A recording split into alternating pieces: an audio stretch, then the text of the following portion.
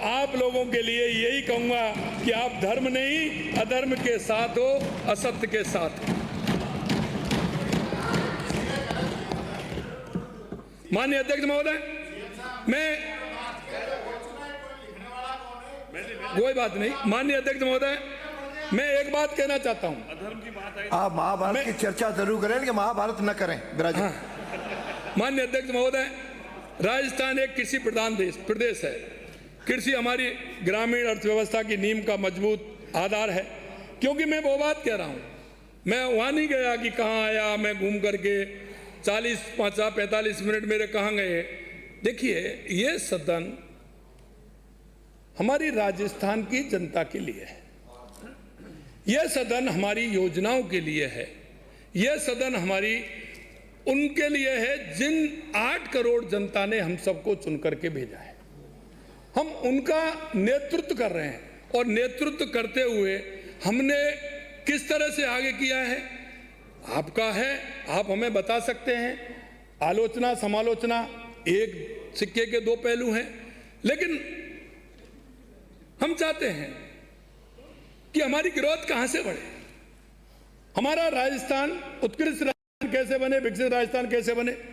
कृषि हमारी ग्रामीण अर्थव्यवस्था की नींव का मजबूत आधार है। जब तक हमारा अन्नदाता समृद्ध नहीं होगा तब तक हमारी अर्थव्यवस्था सशक्त और मजबूत नहीं बन सकती। इसलिए कृषि क्षेत्र को समृद्ध और किसानों को खुशहाल बनाने के लिए हमारी सरकार निरंतर प्रयासरत है।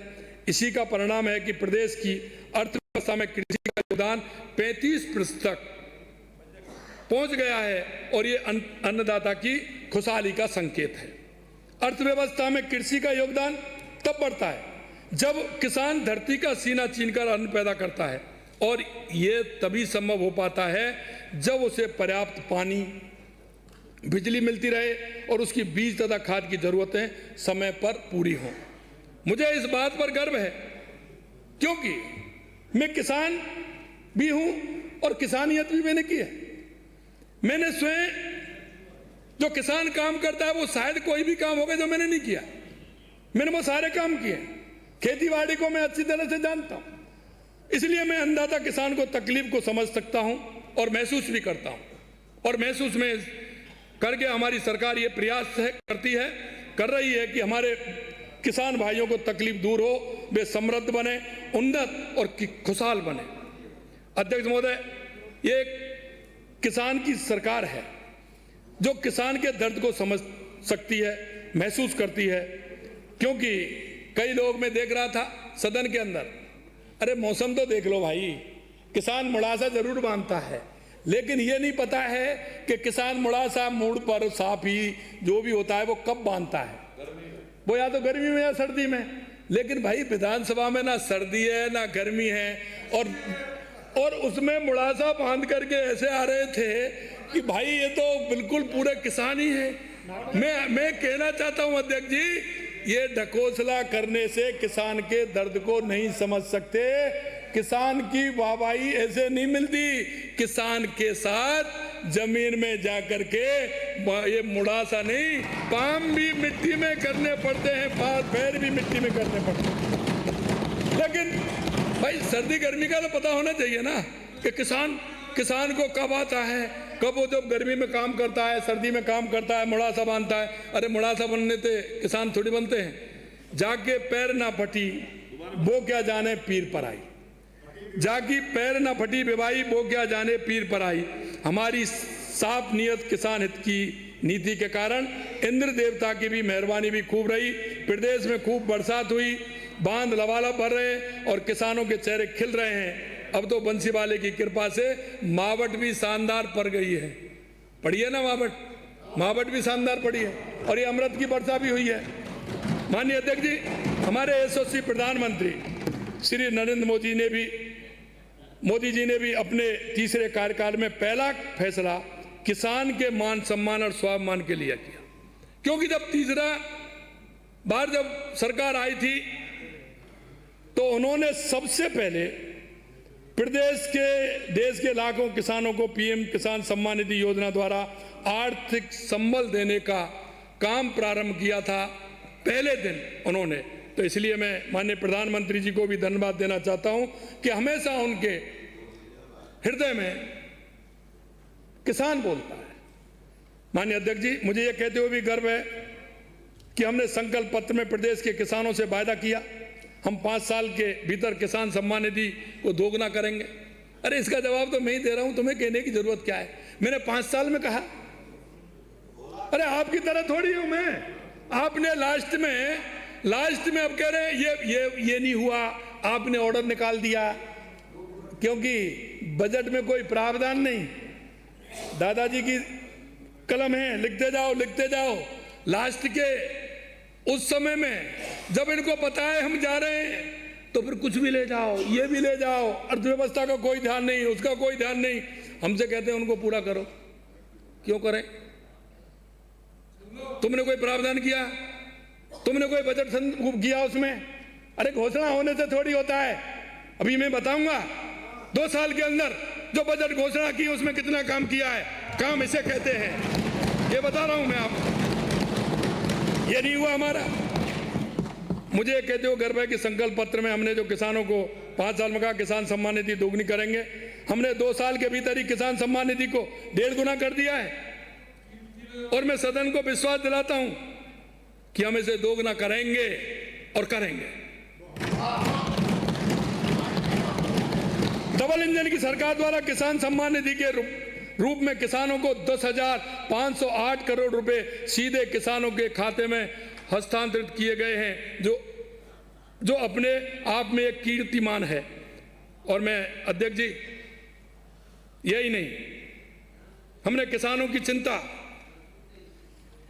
है, इसलिए हमने 2 वर्ष में प्रदेश के किसानों को 48,325 करोड़ रुपए के अल्पकालीन ब्याज मुक्त फसली ऋण प्रदान किया है। आज प्रदेश में ये समर्थन मूल्य की बात कर रहे हैं। मैं कहना चाहता हूं, आज प्रदेश में गेहूं के समर्थन मूल्य पर खरीद और उस पर 150 रुपए प्रति क्विंटल बोनस देने का निर्णय भी आज प्रदेश के किसानों के लिए संबल का कार्य कर रहा है। अभी कह रहे थे किसको दे रहे हैं? मैं इनसे कहना चाहता हूं, जरा तुम पड़ोस के राज्यों से भी पूछ लें कि किसान के गेहूं के लिए दूसरे राज्यों में कितना मिल रहा है। दूसरे राज्यों के तो मेरे से कह रहे हैं कि आधा आप बराबर करो, नहीं तो ये दिक्कत होती है। लोग हमसे कहते हैं। माननीय अध्यक्ष जी, आपके माध्यम से कहना चाहता हूं, देश भर में सबसे ज्यादा अगर एमएसपी पर किसान का गेहूं खरीदा है तो हमारी राजस्थान की सरकार ने खरीदा। हमारे किसानों ने बीते वर्षों में मौसम की मार और प्राकृतिक आपदाएं जैसी चुनौतियां भी झेली। ऐसे हर कठिन समय में हमारी सरकार किसानों के साथ खड़ी। इस वित्तीय वर्ष में किसान भाइयों को प्रधानमंत्री फसल बीमा योजना के तहत 73,49,000 फसल बीमा पॉलिसी जारी की गई। साथ ही 6,415 करोड़ रुपए के फसल बीमा क्लेम का वितरण भी हुआ है। हमने किसान को दिन में बिजली देने का वादा किया और मुझे खुशी है कि प्रदेश के 22 जिलों के किसानों को हम दिन में बिजली मिलना प्रारंभ हो गया है। हमने बिजली बिलों में 48,591 करोड़ रुपए का अनुदान दिया है और 2 लाख से अधिक नए कृषि कनेक्शन जारी किए हैं। मैं माननीय अध्यक्ष जी एक और कहना चाहता हूं, सौर ऊर्जा के क्षेत्र में हमारे किसान को आत्मनिर्भर बनाने के लिए 59,000 सोलर पंप सेट लगाकर 921 करोड़ रुपए का अनुदान दिया गया है। किसान को पशुधन की सुरक्षा की गारंटी देने के लिए मुख्यमंत्री मंगला पशु बीमा योजना संचालित रहे। इस योजना में अब तक 14 लाख से अधिक पशुओं को निःशुल्क बीमा पॉलिसी जारी की जा चुकी है। अध्यक्ष महोदय, मैं ये भी कहना चाहता हूं कि हमारी डबल इंजन सरकार ठोस इरादे से काम कर रही है। क्यों? जिसके पसीने से अन्न उपजता है उस किसान की तकदीर बदलना हमारा फर्ज है। जिसके पसीने से अन्न उपजता है उस किसान की तकदीर बदलना हमारा कर्तव्य है। और मैं इसलिए कहना चाहता हूं, किसान को और भी आवश्यकता होगी, हमारी सरकार उस किसान के हित में काम करेगी। क्यों? ये गरीब और किसान की सरकार है और हमेशा हम करते रहेंगे। मैं प्रदेश के भाई बहनों को आश्वस्त करना चाहूंगा, क्योंकि प्रतिपक्ष के नेताजी ने खाद और बीज पर भी प्रश्न उठाए थे। माननीय अध्यक्ष जी, राजस्थान में खाद की कोई कमी नहीं है, बल्कि कमी केवल विपक्ष की सोच में है। रबी 2025 में हमने मांग से कहीं अधिक खाद उपलब्ध कराया है। लेकिन यही नहीं है, बिजली की भी बात करते हैं। अरे आपके हैं नहीं शायद विधायक, पहले मंत्री थे, आपकी सरकार में उन्होंने धरना दिया था बिजली के खिलाफ में। क्या माननीय अध्यक्ष जी, पूरे राजस्थान के अंदर ये जो सीजन चल रहा है, यह किसान का सबसे महत्वपूर्ण सीजन है, यह सबसे महत्वपूर्ण सीजन है। क्या कहीं एक भी आंदोलन देखा? कहीं भी कोई एक किसान परेशान हुआ? यह हमारी सरकार की प्राथमिकता है, जो कहते हैं वो करते हैं। लेकिन उन्होंने खाद भेज करके रबी यूरिया, मैं आपको कहना चाहता हूं,